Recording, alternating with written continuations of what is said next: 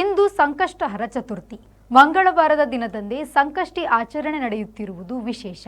ಗಣಪತಿ ದೇವರ ವಿಶೇಷ ಆರಾಧನೆ ನಾಡಿನಾದ್ಯಂತ ಇಂದು ನಡೆಯುತ್ತಿದೆ. ಸಂಕಷ್ಟಹರ ಚತುರ್ಥಿಯ ಪ್ರಯುಕ್ತ ಉದ್ಯಾವರದ ಮಹತೋಬಾರ ಶ್ರೀ ಸಿದ್ಧಿವಿನಾಯಕ ದೇವಸ್ಥಾನದಲ್ಲಿ ಅಪರೂಪದ ಯಾಗ ನಡೆಯಿತು.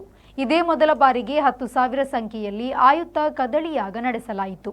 ಲೋಕ ಕಲ್ಯಾಣಾರ್ಥ ಈ ಯಾಗವನ್ನು ಹಮ್ಮಿಕೊಳ್ಳಲಾಗಿತ್ತು. ಕದಳಿ ಅಥವಾ ಬಾಳೆಹಣ್ಣು ಗಣೇಶ ದೇವರಿಗೆ ಪ್ರೀತಿ.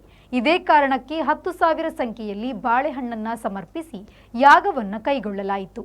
ಸಾವಿರಾರು ಭಕ್ತರು ಈ ಅಪರೂಪದ ಯಾಗದಲ್ಲಿ ಭಾಗಿಯಾದರು.